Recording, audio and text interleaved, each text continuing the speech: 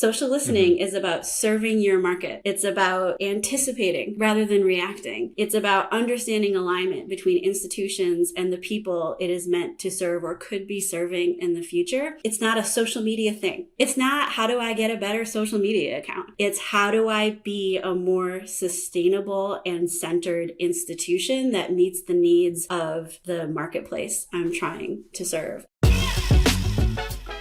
Hey, welcome to the Higher Ed Storytelling University podcast here on the B Podcast Network. This is a show dedicated to helping higher ed marketers tell better stories, create better content, and enroll more students. My name's John Azzoni.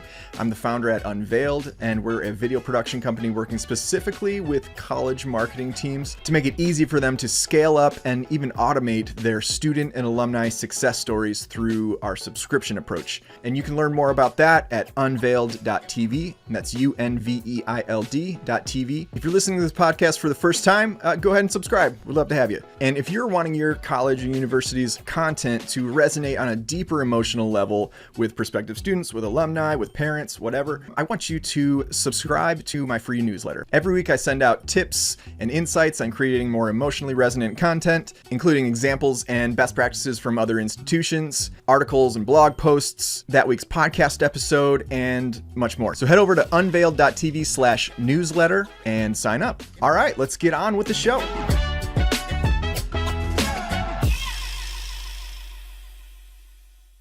My guest today is Liz Gross. Liz is the founder and CEO of Campus Sonar, a higher ed strategy firm that partners with campuses to enact changes informed by digital and social intelligence. She's an award-winning speaker, author, and strategist with nearly 20 years of experience in higher ed and strategic social listening programs.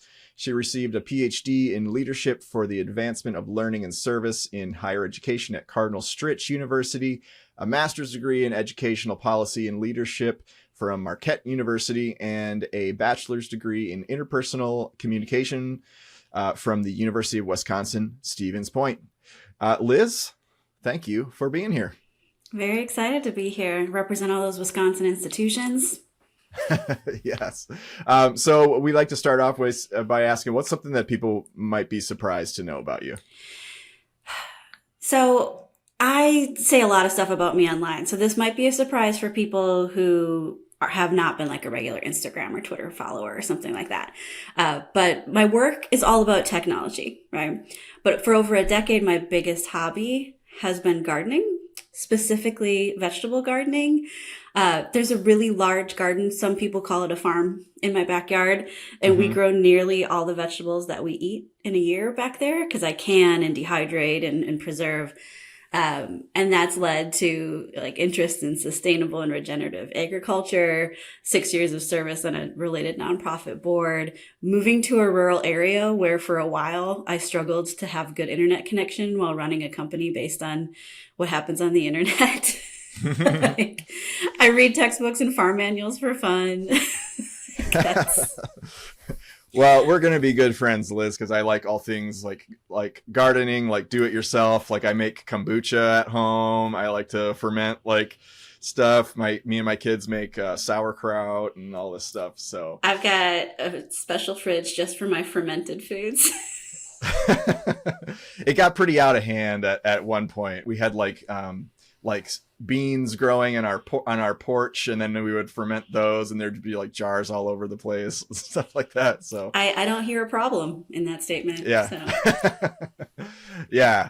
I would love to have land. That's like one thing. So I love my house because we're in the suburbs here in the Detroit area, and we're on a corner lot, and so it's kind of got like a farm vibe. Like we got a big backyard and stuff like that compared to the houses around us in the neighborhood. But like I'm like always so jealous of like people that just have like four-wheelers and like just acres and acres of land. I'm not there yet, but I have a Zillow search running, so We'll see. Cool. Okay, so let's jump in here. So this is a higher ed storytelling podcast, obviously. So you're in the social listening business, and there's quite a big connection between listening and storytelling. So tell me what you think about that. Yeah. So Social listening, which I consider to be a research method, right? The shortest way I've ever referred to social listening is the world's largest always online focus group. So I just want folks to know that's what I think about when I think about social listening. It can really connect storytelling opportunities and outcomes to really key campus priorities like reputation, enrollment strategy, program development, because it's really key to recognizing that as a marketer, right? You're not the only storyteller that matters when it comes to your brand. So I think about the rise of social listening as a need to have to be an authentic storyteller is tied with the rise of peer influence, just in general, which happened at the same time that we started to see the public trust in higher education decline precipitously. And that's what all of the headlines continue to be about in 2023. Is low public trust in higher ed. And students, current students, alumni, prospective students, they are building their thoughts, feelings, opinions, perceptions based on what they see talked about online. And if that conversation is all about, economic instability, inflation, student loan repayment, tough job market, layoffs at tech companies, all those sorts of things, that is their narrative, not you will make more than $1 million extra over the course of your lifetime with a college degree wage premium. Instead, colleges just assume, right, that we're the next step. This is what you should do. And it's just about what choice do you make? And I think that for far too long, too many colleges haven't been listening in the place where consumers were actually talking and building their opinions. They've decided to tell stories that are perceived as telling consumers what's good for them, using statistics or a defense of like the liberal arts or flashy marketing campaigns, while the regular folks who are the target of those ads just like remain confused and defensive about the role of education in their lives, and they don't feel heard. So social listening is a way for brands, campuses, institutions, organizations to make sure they are actually hearing the people that they serve and that they really understand what their brand is. Like one of my favorite brand quotes is brand is what they say it is, not what you, the marketer, says it is. And we know at Campus Sonar from 6 years of researching higher ed online conversation that 75% of what is said about an institution online is not coming from campus sources. And a lot of campuses are completely unaware of what that looks like. And that's where the value proposition and the storytelling is happening in spaces that a lot of teams currently aren't in or paying attention to. Yeah, I like what you said about, the sentiment of a college degree is oftentimes the narrative they're hearing is negative. And honestly, I woke up this morning and because I published little snippets of this podcast to YouTube Shorts and things like that. And even someone commented on a previous snippet that was like, the moral of the story is don't go to college or something like that. It's like, you're like, oh, interesting interpretation, but that's what they're being conditioned to think. Yeah, definitely. And if we're not addressing that in our storytelling, I think that's a good point. Cause we can talk all day long about like, oh, this student was successful and they went off and did this thing. But there is probably a pocket of, opportunity for addressing this, like, maybe the sentiment that college isn't necessary, in order to get a good job or get a positive experience. So I think it opens up the opportunity for, storytelling doesn't have to just be about publishing. It can also be about amplifying or enhancing stories that are already out there. So yes. I know on one of your previous podcasts, you had Josie talking about how important it is to empower student storytellers, right? And I think about that not just from those students who happen to be paid or get internship credit to tell stories on behalf of the university, but any old student who needs to be equipped to tell their own story for their own benefit to get a job, get promotion, get professional recognition, those sorts of things.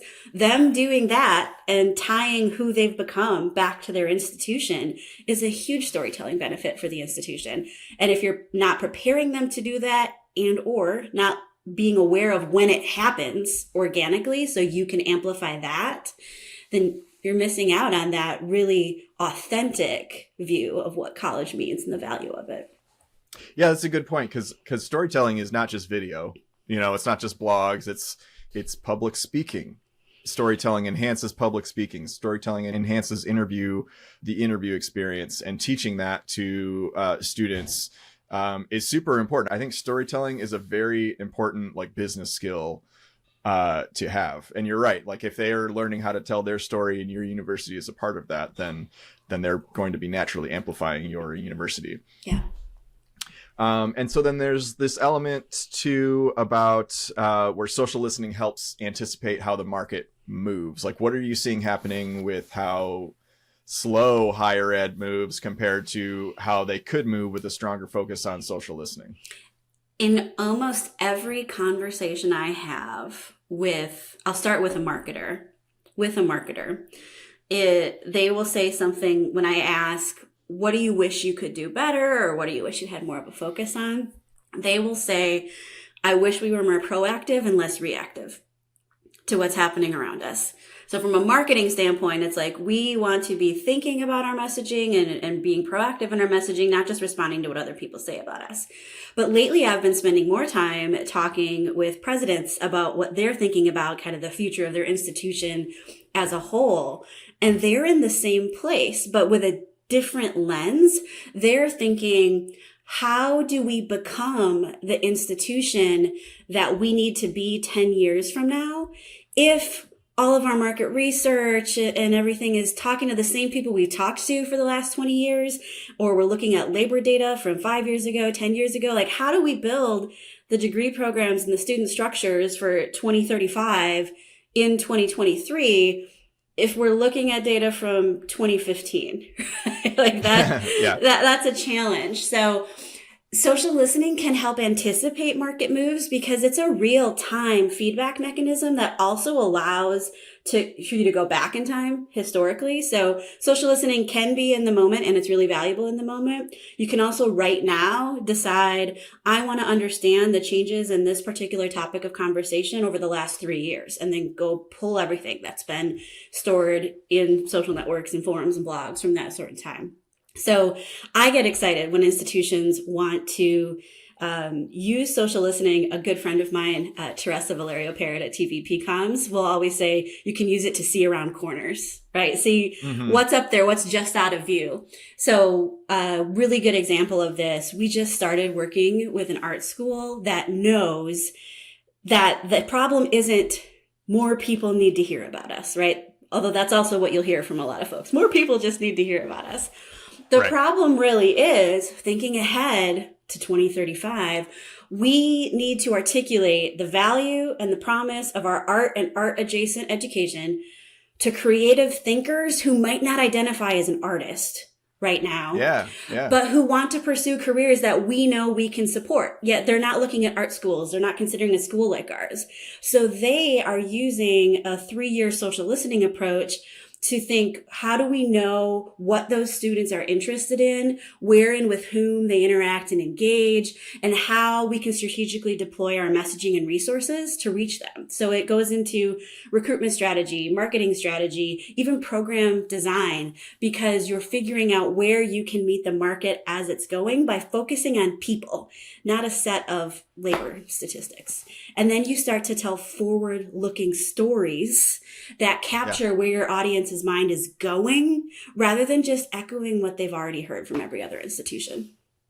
Yeah, imagine a story that was like, a student that's like, I didn't feel like I was an artist at all, until, I came to this school and really developed this set of skills that I didn't think you could get at an art school or something like that. Right. And one of I don't even know what generation I'm supposed to be talking about these days, but the young ones, whatever we've named them, right? Alpha.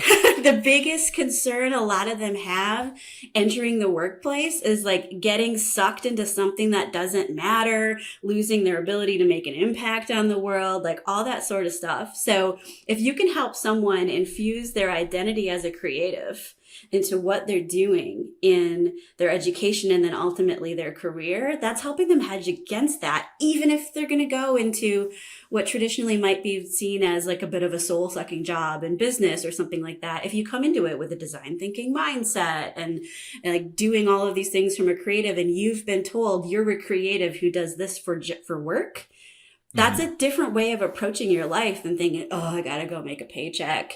And then maybe I'll have some time to do something other than watch Netflix later. Right. Yeah, for sure. And like the creator economy is the playing field is being leveled so much. And I think about like, I was just thinking about this the other day where it's like, you know, you have a traditional stand-up comedian, you know, and they're a comedian. Like I'm a comedian, like I'm not saying I am. I'm saying like, you know, someone that is identifies as a comedian is like, I do stand-up comedy. But like, then you go on TikTok and there's so many just hilarious people that are just normal people. And they're being given this platform to be funny. And now it's like the comedy, you know, landscape has been spread so horizontally to now where normal people are like, you know, what do you do for a living? Oh, I guess I'm kind of a comedian, you know, and I can see that with good business and entrepreneurial prep, like they can monetize that in so many different ways. The other thing I was thinking about sharing of what might surprise people about me isn't actually about me. It's about my younger brother. He and I took very different life paths. He went into the trades. He did HVAC stuff. He oversees project management for construction now.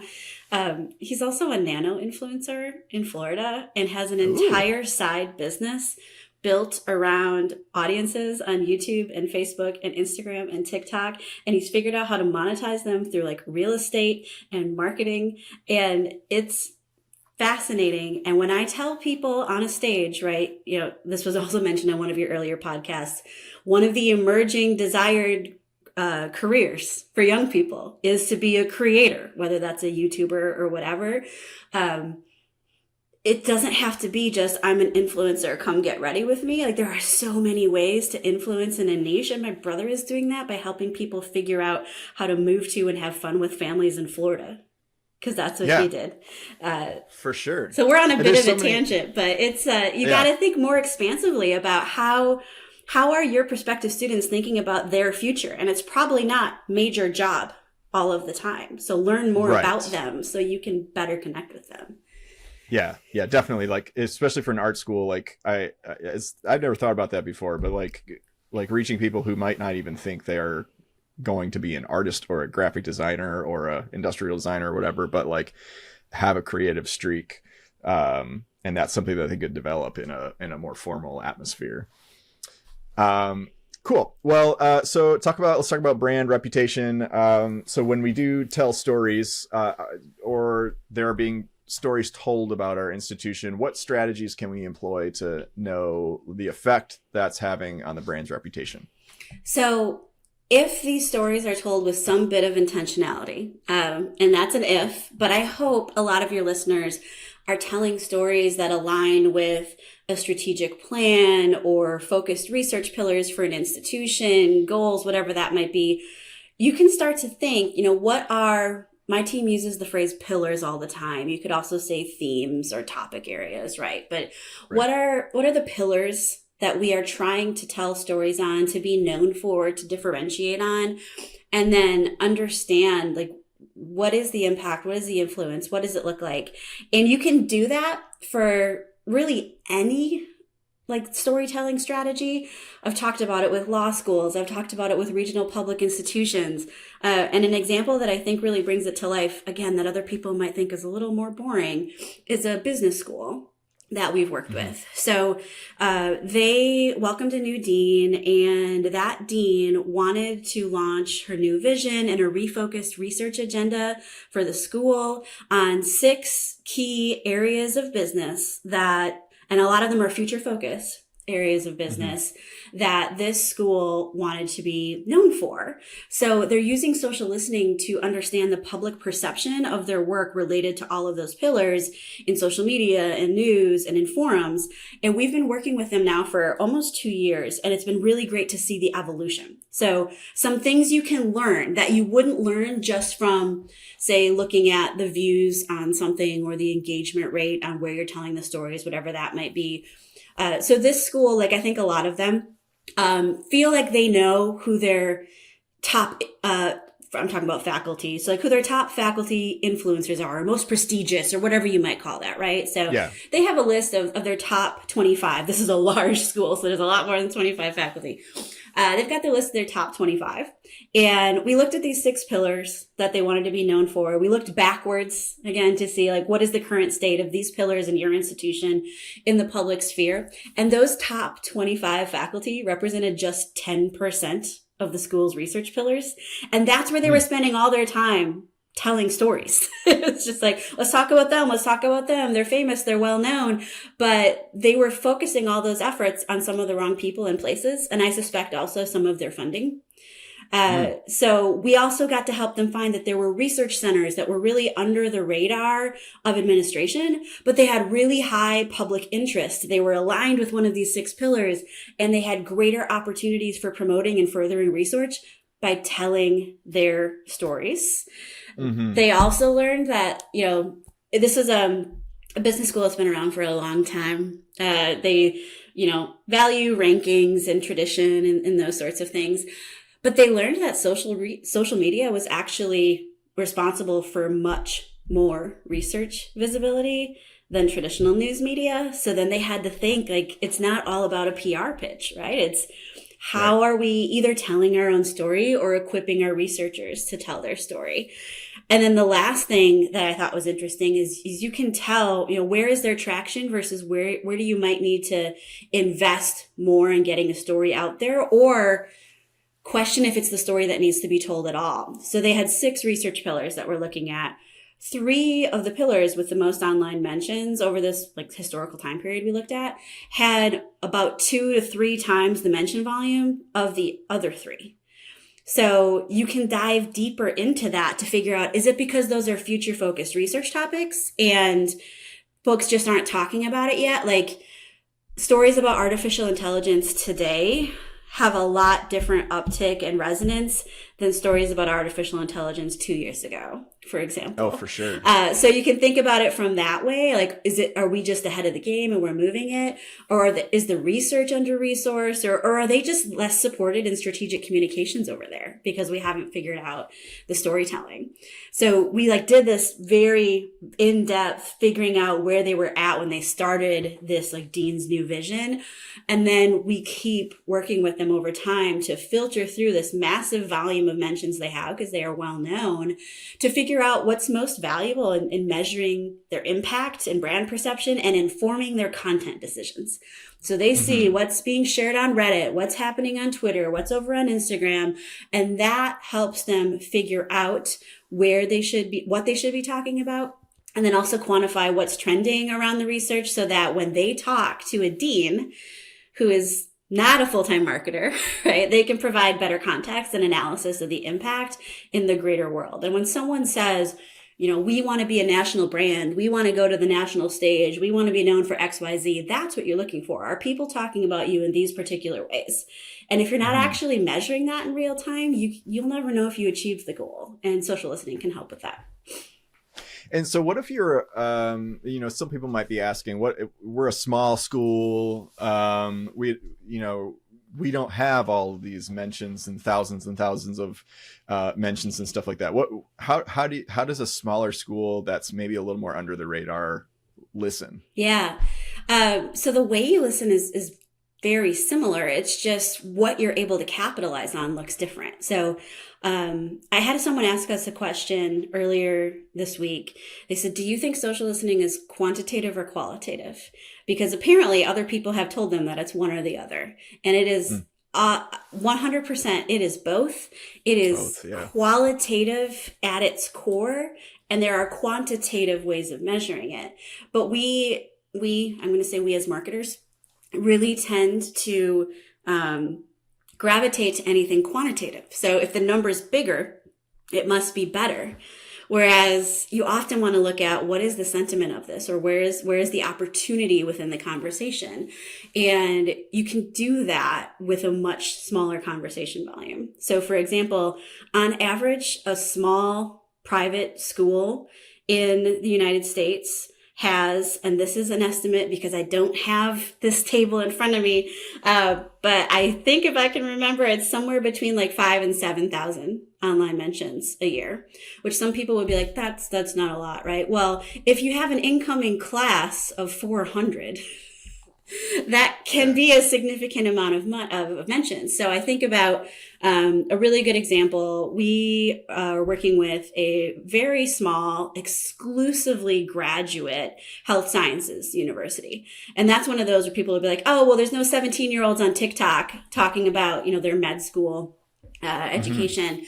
But they have really great opportunities to identify outcomes-based storytelling. And that's why people choose where to go to grad school, is what's it going to do for me in my career.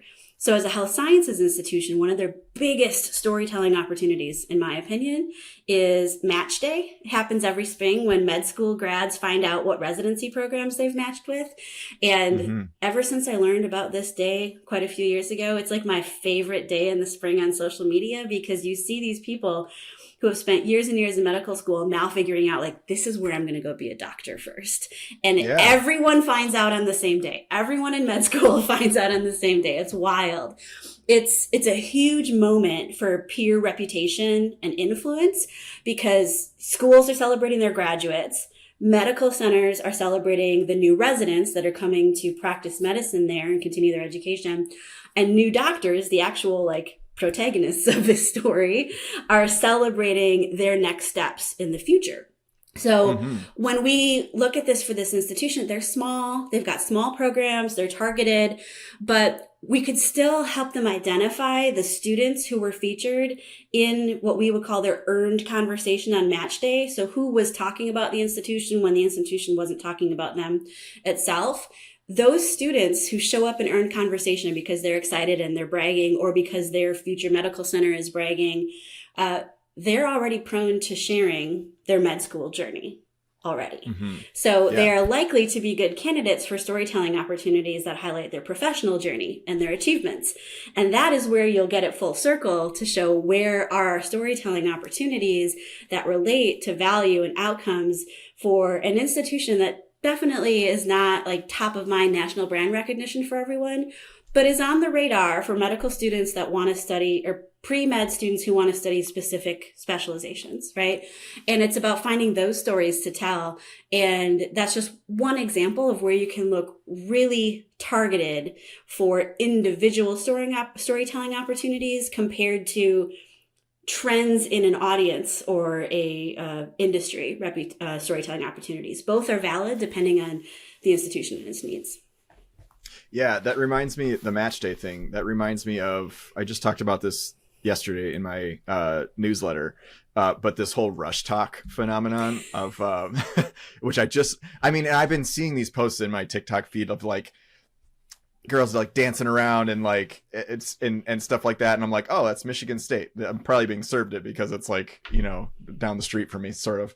And I didn't realize until recently that that's a whole thing where it's people are rooting for their rush, whatever you call it, hopefuls, to get into a sorority or something, and it's this dramatic thing. And then since I wrote about it, I got served more, and I got served yesterday a TikTok of a girl crying because she didn't get into her desired sorority, and I didn't know that's such a big thing. And I can imagine, in a graduate level, that sentiment probably is strong of people wanting to follow who's going where, and it just seems very benign, why, who cares, but people really care. Right. Well, and then, so staying on the TikTok, which, by the way, I'm almost a year clean from TikTok because it became a time suck addiction, and I couldn't do it. So now I see what ends up on Instagram 2 weeks later after it was on TikTok. But there is a whole subset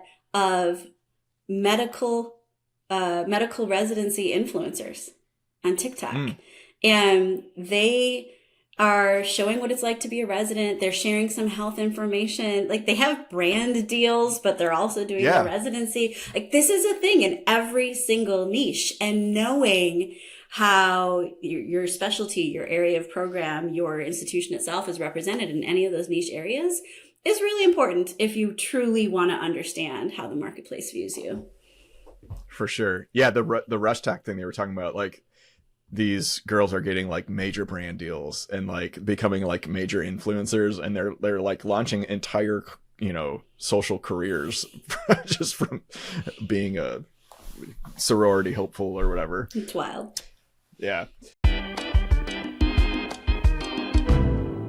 Quick break here to dispel a myth.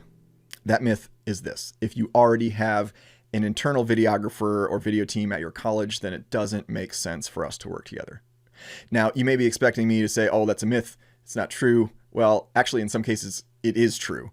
If you maybe have a robust video team, multiple people manning multiple different stations and operations, and you're telling stories, and when your marketing team has an idea for a video, you can get that pushed through the video team relatively quickly. Like, you're not going to be waiting around for months and months for them to get to that project in the queue. That's a perfect case where you're probably good. God bless you. Go take on the world. But maybe you're one of these schools where budgets are a little tighter. Roles are combined. Your social media manager is also your content creator. Those are two separate jobs, by the way. Well, that's what my friend Shar, who at the time we recorded this, she was doing both for the institution she works at. She was the social media manager and the videographer and the photographer. Since recording this with her, they've actually moved her into a full-time videographer, photographer, content creator role. And for her sake, I'm super pumped for her. But I'm going to let her tell you about her experience with our video storytelling subscriptions and how partnering with us, in addition to the internal video work she was already doing, helped her be able to focus on the many other priorities that she had. So here's Shar. The video subscription idea was a real godsend for me. It's been kind of life-changing in a way. I don't know if that's too strong of a statement. On a couple of different levels. As a social media manager, it was really fantastic to have this entire campaign, if you will, of student testimonials. I know that for my channels, I'm going to get a new video every single month. There's a lot of content to produce and not a lot of content creators here. So having somebody who can take that portion off my plate, it's allowed me a little bit of room to breathe and maybe focus on some other projects. Not only do you get a fully edited testimonial, you also get a delivery of all of the B-roll that was taken of that student. For instance, we have this culinary institute. And one of the projects we wanted to do is to create just a short little video connected to a QR code that on all the little chocolates that we give out in the restaurant, or if they make chocolates for a special event or for our board members or for any meetings or graduation, they can scan this QR code and up pops this video of some like really beautiful slow-mo hands making chocolate and that sort of thing. And I was able to go into this B-roll and find some fantastic shots of one of our students who did a testimonial creating these bonbons and creating cakes, and you've got the batter going and you've got the chocolate drizzling. So I know that I'm going to be able to take that footage, resize it. I can resize it vertically if I need it. I can resize it into a 1x1 if I need it. I can color grade it however I need to fit my needs. And I really don't have to travel across the state to our culinary institute to do a whole new shoot, because I've got that B footage at my hands. So really, that's something that I could sit down, edit for a couple of hours, have it done, and check it off the list, which is fantastic. So if you'd like to get like Shar and bring in an outside partner like Unveiled, you can go to unveiled.tv and book a call with me. That's unveiled.tv. All right, back to the show.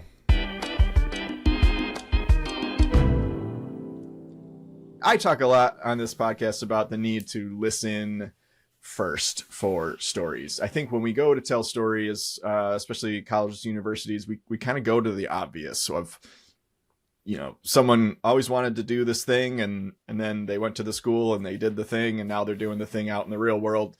And it's kind of like, okay, cool. But like when you really listen intimately to what people are saying and the themes that are coming up, you can tell such greater stories. Talk about that and how that can apply to like, other things like strategic plan launch, capital campaigns, that kind of thing. Yeah, this is exciting for me, because when you think about a strategic plan, a capital campaign, who you want to be as an institution, you need to understand the ethos and experience of a large group of people. Like you might choose a couple to tell the individual story, right? But you really need to understand this large group of people. And every strategic planning process that I have ever been involved in higher education looks pretty similar. There's, a set of focus groups there's some with faculty, there's some with administrators, there's some with students, there's some with alumni. There's a big survey that's launched. There's what should we look at? And then ultimately the president is deciding what they want to do anyway. And we create a strategic plan. And in many cases, we don't actually go back until the time it is to make the next strategic plan to think, are we living up to who we said we were going to become in that strategic plan? But even earlier than that is who we said we're going to become serving the people we say we're going to serve. Like, is there alignment there?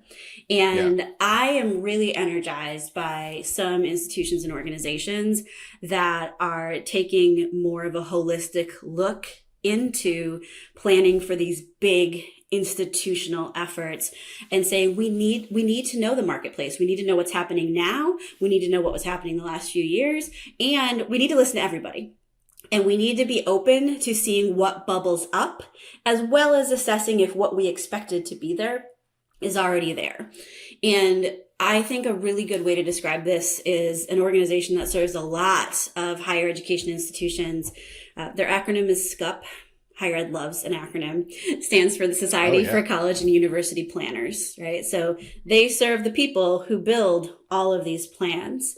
And that organization is using social listening as a long-term strategy to help them center their work and their future initiatives and programs in the insights they get from current and future members, customers, whatever you want to call them. And they're using social listening to inform their strategic plan, to monitor its effectiveness, and over time develop their business goals and tactics along the way. So this is an example where, of course, they're looking like who talks about our organization and our events and what's happening there, but they're also looking at how is the concept of all the various types of strategic and institutional planning talked about across higher ed? How is it covered in the media?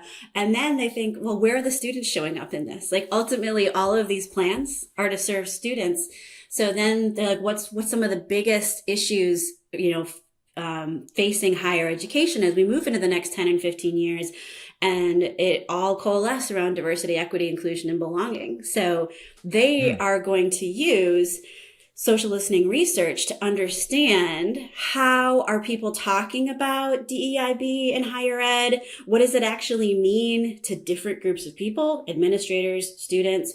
And one of the questions, or two of the questions that they have that I think are most interesting are how do the first person narratives, so students, faculty, staff, talking about DEIB issues in higher ed, how do those compare to media narratives about this issue in higher ed? How does it compare to official campus narratives in higher education? Is there a gap? Is there a conflict? Is there opportunity?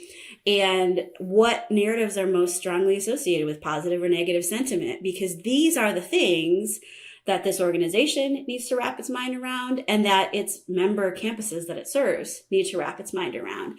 And they're taking this audience-centric approach to guide an entire organization, which then helps guide dozens and hundreds of campuses around the country. And this can be translated to a campus as well, but it's thinking like everyone, many, not everyone is fully online, but lots of folks are sharing their experiences, their frustrations, their hopes, their failures, their associations, all of those things online all of the time.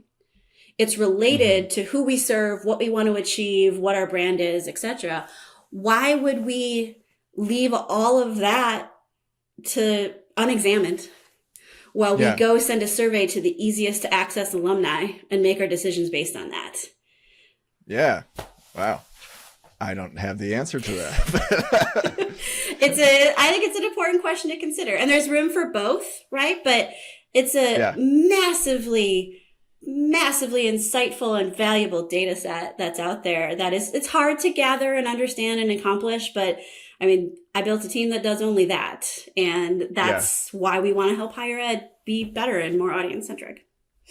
That's awesome. How can someone, and this is something I've always struggled with, because I've heard a lot about, social listening over the years and stuff like that. And I know there's like social listening, like if you're on Hootsuite or something, you can do some, or I think I don't know, a lot of these social media platforms have some sort of listening component.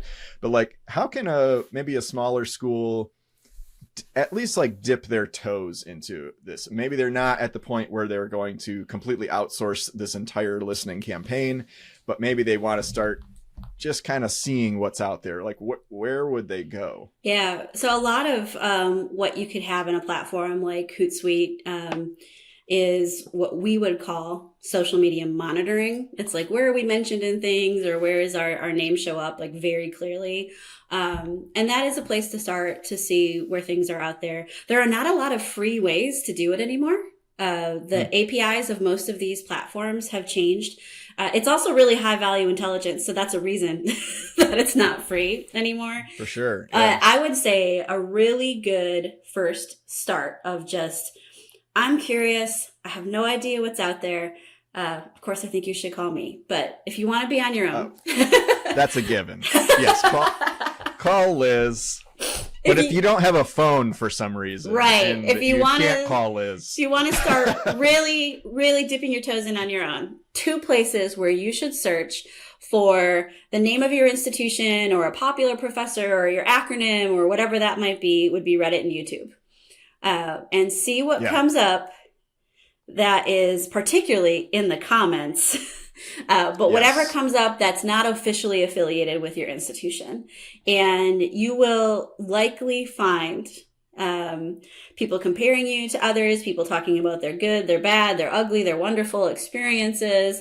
You might find some student influencers you didn't know existed, but at least show you that there is something out there. And then if you want to dip a little bit more, like that's just looking about your brand, right? You can also look at like, what are these things we want to be known for and what is out there about it. So where my personal and professional overlapped last week, I saw a VP of marketing communication talking about their institutions, small private colleges, work in regenerative agriculture. And I was like, ooh, that's exciting to me. I love this.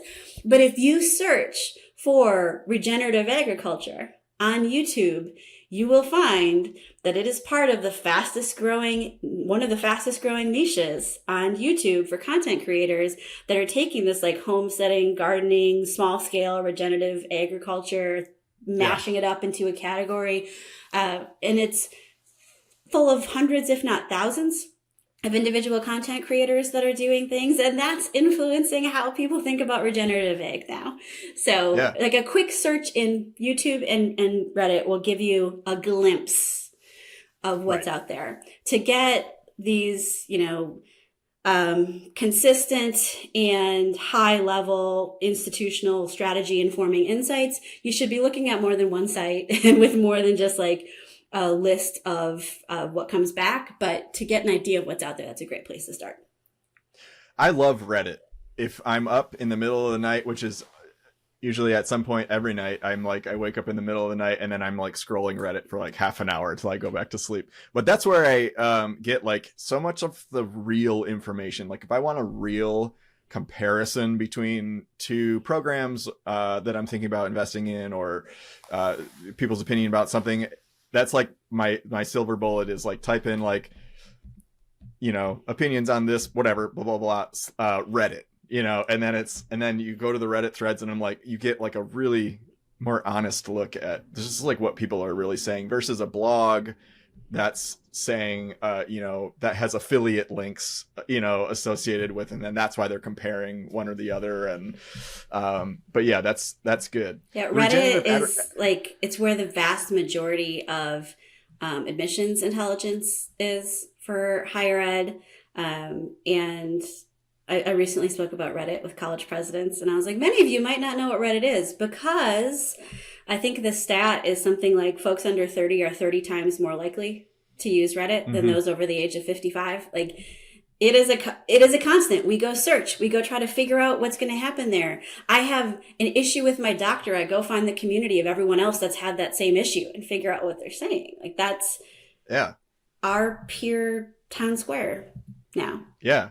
Yeah, there's so many good communities on Reddit, like that I follow, things that I'm interested in, that you can just, and then it's updated daily. And just constant stream of information and conversation going on that you can, stay abreast of, that I really like. Okay. So, and then, so there are stories everywhere. And one of the things you mentioned to me, before we recorded was those departments might not have all the resources to tell those stories, and the listening component could maybe help level the playing field with resources and things like that. And I thought that was really, really interesting. So talk about how that could work. Yeah. So we spent a lot of time in this conversation talking about how you use social listening to listen externally to what is being said about you by a bunch of other people. But interestingly enough, one of the problems that it is being used to solve on a lot of campuses is internal. And it's about how fragmented is our brand, who is telling stories aligned with the messages that we want, who is not, how many folks are trying to tell their stories. And so often, it starts with what someone will just refer to as a social media audit, right? They're like, let's go do an audit and see who's out there telling stuff about us.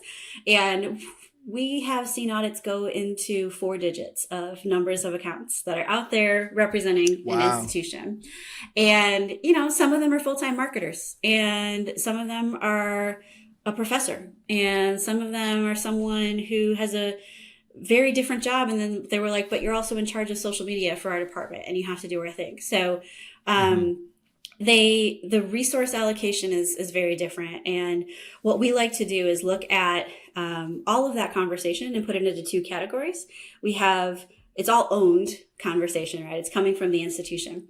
We'll call it, owned core, meaning those central marketing offices, which might be central marketing, might be development, might be admissions, might be athletics, right? These owned core folks who are expected to have marketing as a part of their job and have resources, whether it's human resources, financial resources, better cameras, more time, whatever that might be. That's the core owned conversation.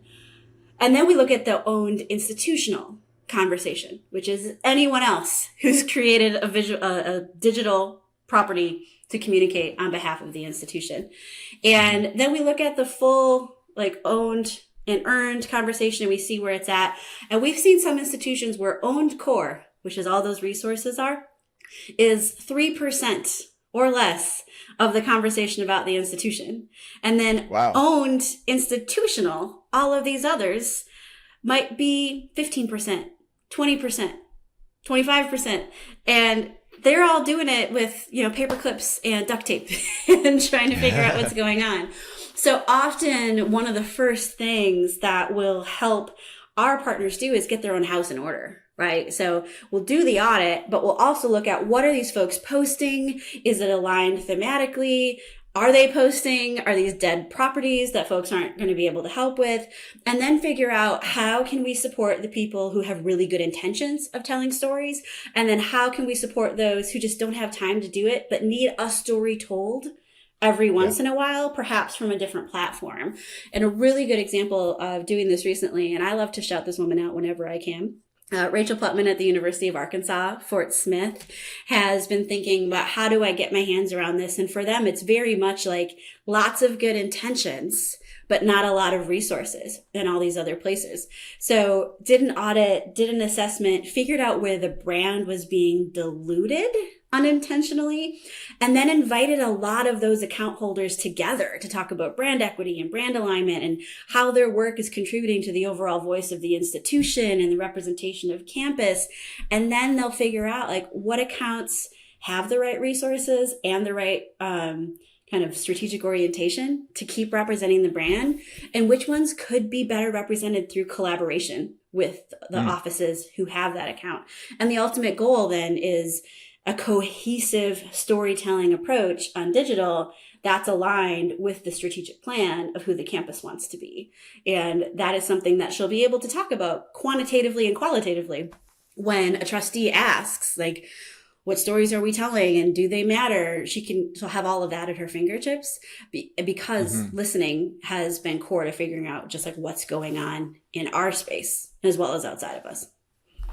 That's really interesting. Just, I mean, what you said about the internal core was like 3% of, the conversation. And I think a lot, and, we can kind of connect that to like the need to kind of get out of the marketing office and talk to other stakeholders who are on the ground level with students and have maybe a platform to understand what the brand is about, understand what the marketing objectives are. And that really helps the story submissions, like finding the right kinds of stories. And we've said this a bunch of times on this podcast, but if you were to say, hey, we're marketing team, hey, we're looking for stories, and, you reach out to professors and things like that, they don't know what you need, and they're not aligned on like the conversation that you want to have and the stories you want to tell. So they might just pick stories that's like, hey, like I had a great experience with this school, and that kind of thing. But when they're really aligned on what really makes a good story, maybe a journey is someone having a journey that they've gone through, or just something unique. That's so valuable, and it's so valuable to rope all of those stakeholders into the marketing conversation. Like that marketing is, it's interesting to think about, like, the marketing team is not the only one amplifying, amplifying the voice of the school. Right. And often when you do that sort of a look at like what's inside the house, you'll find that there are some surprise, excellent storytellers, and they could be they could be student organizations that you didn't know you could be leveraging. Cool. Yeah. All right. So final thoughts. What would be main takeaways here for people listening? I think if you had to pick, like, I don't know, 2 or 3. Yeah. So, I mean, I'll go back to what I said at the beginning, right? Like, social listening gives you access to the world's largest always on focus group that you can search for whatever is strategically important to your institution and allows you to center your audience. And I have been talking about this for 6 years now, and I think it is time for higher ed to recognize that it's not a social media thing, right? Social listening is about serving your market. It's about anticipating rather than reacting. It's about understanding alignment between institutions and the people it is meant to serve or could be serving in the future. It's not, how do I get a better social media account? It's, how do I be a more sustainable and centered institution that meets the needs of the marketplace I'm trying to serve? And I don't think we can ignore that anymore. Absolutely. Wow, this has been just an awesome conversation. I've learned a lot. That's, part of why I have this podcast is like the free consulting, So tell people where can they connect with you? How can they connect with Campus Sonar? That kind of stuff. Yeah, absolutely. So Campus Sonar is at campussonar.com. I strongly recommend subscribing to our monthly newsletter. We'll actually send 2 emails a month. One is a letter directly from me, and then one is some insights from my team. And that's a way to get an idea of what are we thinking, what's coming, what's next. I am on most platforms as Liz Gross 144, because 144 is a dozen, which is a gross. And I needed to find a way to figure that out. Yes, if you ever ordered from Oriental Trading Company back in the day, like I did in student activities, you had to order things by the gross, and it was a package of 144. So I never heard of that. Liz Gross 144 on, I guess it's called X now, Instagram, and Blue Sky. And then I'm really active on LinkedIn. So /Liz Gross on LinkedIn. No numbers on that one. Yeah. Awesome. Cool. Well, thank you so much for being here. This was a wonderful conversation. This has been great. Great. Thanks so much, John.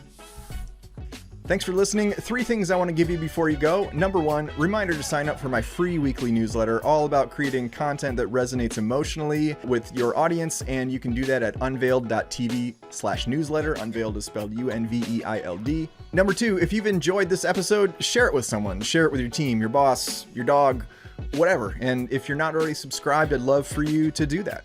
Number 3, reach out to me. If you have comments, questions, you want to talk about a video project, whatever, my email is john@unveiled.tv. John is spelled John, or follow me on LinkedIn. If you're searching for me, my last name is spelled Azoni. That's all for today, and I look forward to catching you on the next episode of the Higher Ed Storytelling University podcast. Thanks.